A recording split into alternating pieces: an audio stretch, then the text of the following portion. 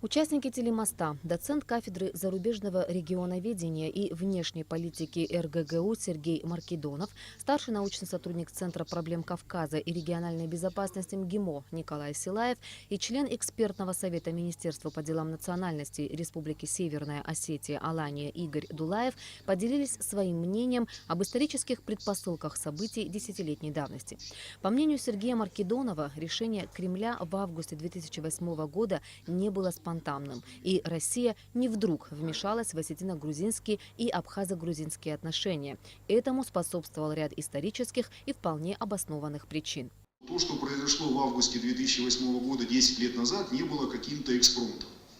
Конфликт развивался долго, если говорить о южно-осетинском и абхазском конфликте, даже еще с конца 80-х годов. И события в 2008 году, они многое изменили, с другой стороны, мало что изменили. Да, Москва пошла на признание независимости Абхазии и Южной Осетии. Формально пошла, создала важный прецедент. Но ведь до этого практически 1,5 десятилетия Южная Осетия и Абхазия существовали в режиме непризнанных республик, или де-факто государств. В чем важно с российской точки зрения эта ситуация 2008 года?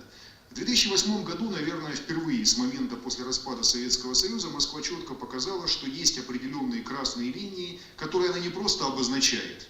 Вот мы их обозначим и скажем, что там расширение НАТО или, скажем, формирование режимов в постсоветских республиках, действующих, скажем, противниками, оппонентами России, для нас неприемлемо. Но мы можем и сделать что-то для того, чтобы эту красную линию держать. Николай Силаев акцентировал внимание участников телемоста на то, как развивалась ситуация 10 лет назад и на то, как она развивается сейчас. По мнению Силаева, нельзя считать, что в августе 2008 года было всего два политических игрока. Запад в какой-то мере также несет ответственность за события в Южной Осетии. Тот вывод, который мы должны сделать, это то, что ни один из мировых центров не может управлять такого рода ситуациями в одиночку, не может поддерживать, пусть хрупкий, но мир в одиночку. И если мы говорим о провале попытки глобального управления со стороны Запада, то 10 лет назад мы видели один из ярких примеров такого провала. В 2018 году были даны ответы на вызовы, которые стояли на тот момент перед двумя народами – абхазами и осетинами. Сегодня же перед ними другие вызовы. Это строительство независимых государств, считает Игорь Дулаев.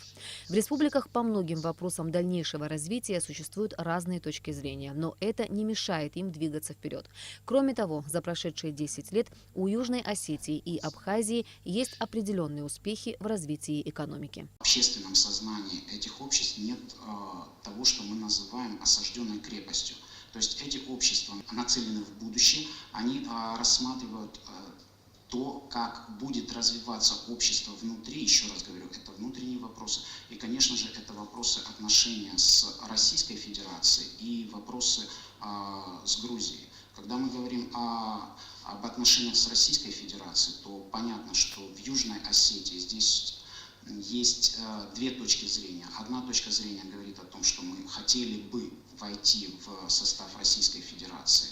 Другая говорит о том, что у нас есть шанс построить независимое государство.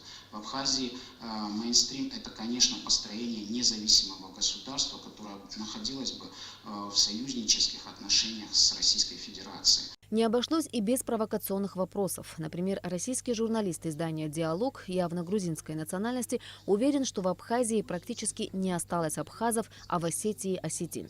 По его мнению, все они живут в Грузии и не могут нормально общаться с той малой частью родственников, оставшихся в Абхазии и Южной Осетии. На этот вопрос ответил Игорь Дулаев. Для того, чтобы мы прошли дорогу, эту дорогу должны идти две стороны. Как грузинская, так с одной стороны, так и осетинская, и абхазская с другой стороны. И для этого хотя бы нужно действительно не выдумывать какие-то вещи. Сейчас есть пункты пропуска между Южной Осетией и Грузией, между Абхазией и Грузией. Сейчас существуют гуманитарные отношения, гуманитарные связи между грузинами и осетинами. Но опять-таки вспомните, что было сделано в 2004 году, когда грузины называют это Эргнетским рынком, осетины ТЭКом. Кто его уничтожил? Подумайте над этим. Еще раз говорю, стереотипы – это хорошо, но дорога длиной в 1000 ли начинается с разрушения своих собственных стереотипов, которые сидят у нас в голове.